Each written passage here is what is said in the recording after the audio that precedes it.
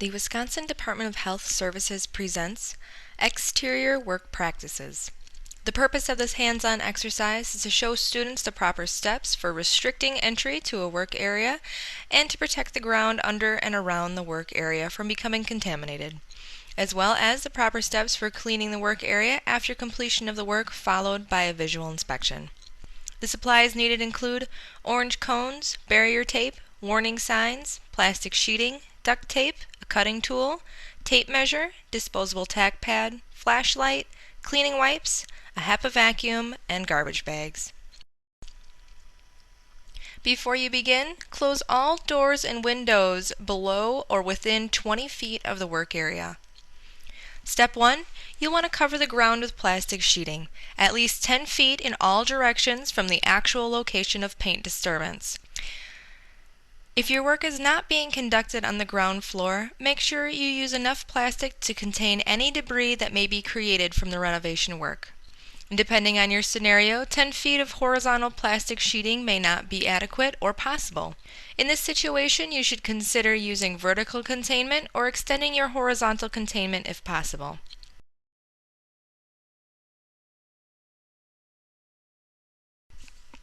Step 2.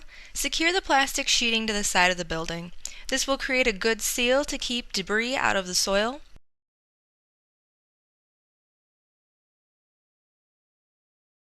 If you're going to be working with a ladder on the plastic, you can cut holes for the feet through the plastic so that the ladder is stable on the ground, but make sure you tape around the legs to maintain the containment. And anytime you move the ladder, you'll need to patch those holes with duct tape as well.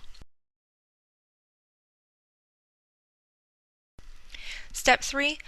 Weigh down the sides of the plastic with 2x4s, bricks, or stakes to keep the containment secure.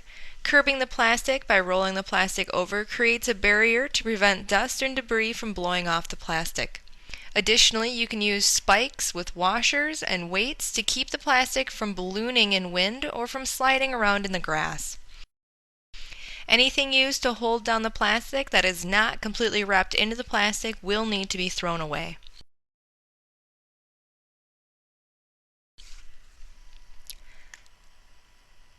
Step 4.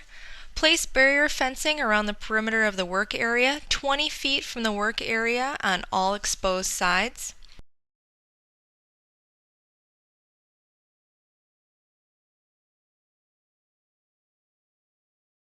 You'll want to place the disposable tack pad at the corner of the plastic sheeting nearest the entry door to control tracking dust off of the plastic. Establish an entry point to the work area and place a sign that reads, "Warning, lead work area, poison, no smoking or eating." In step 7, you'll want to stage all your tools, supplies, and equipment that you'll need to conduct the renovation, repair, or painting work on the plastic sheeting to avoid contaminating the work area.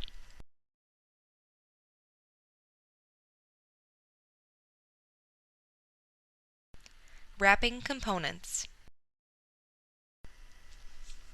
After your work has been completed, workers need to wrap and seal or bag all components and other large materials created during the renovation. HEPA vacuum the wrapped objects off and remove them from the work area.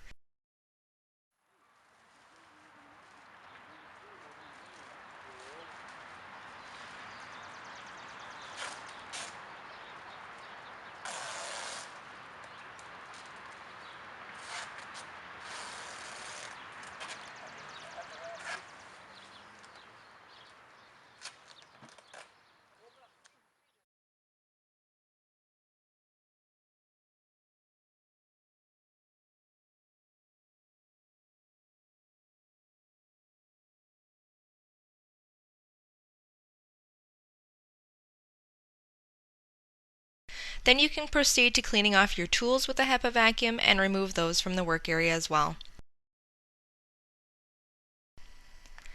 Exterior final cleaning.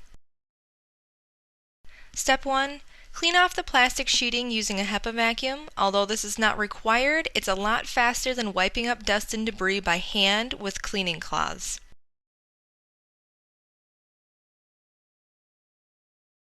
Remember when you are vacuuming to clean every surface in the work area, starting from the top and working to the ground, from the innermost part of the work area towards the established entry point.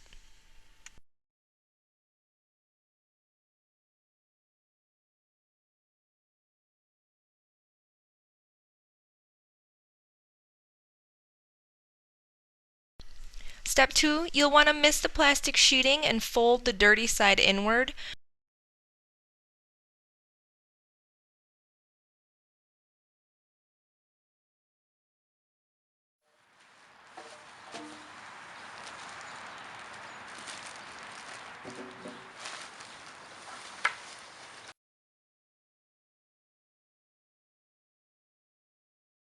Once gathered, you can either tape and seal the edges or place it in a heavy-duty plastic bag.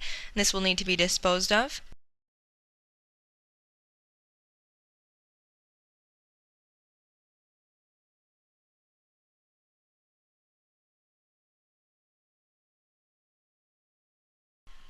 Once placed into a heavy-duty garbage bag, you can properly gooseneck the bag and then vacuum it off before removing it from the work area.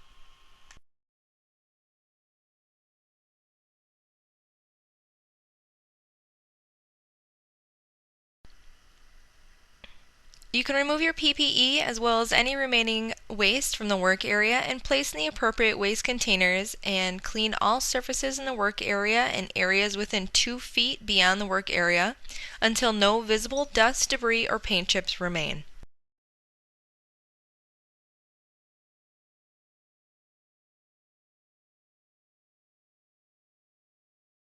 The proper method for removing your PPE includes completely HEPA vacuuming yourself off, then removing your work gloves, your disposable coveralls, your non-latex gloves, then your safety glasses, and lastly your respirator.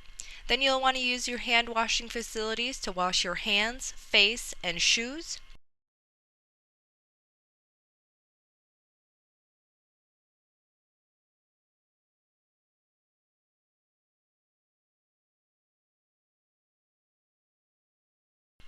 The last person to remove their PPE should keep on their respirators and gloves in order to take up the decontamination area by HEPA vacuuming, misting, and then folding in the dirty plastic. Remember to always exit the work area and decontamination area by walking over the tack pad.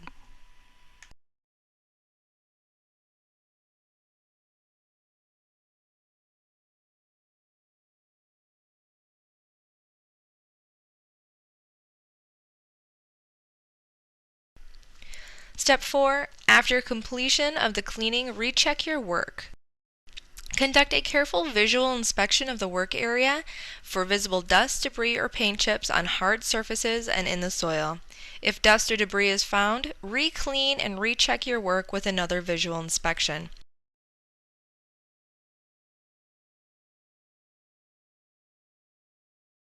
Uncertified workers can look for dust and debris, but only a certified Lead Safe Renovator can conduct the final visual inspection.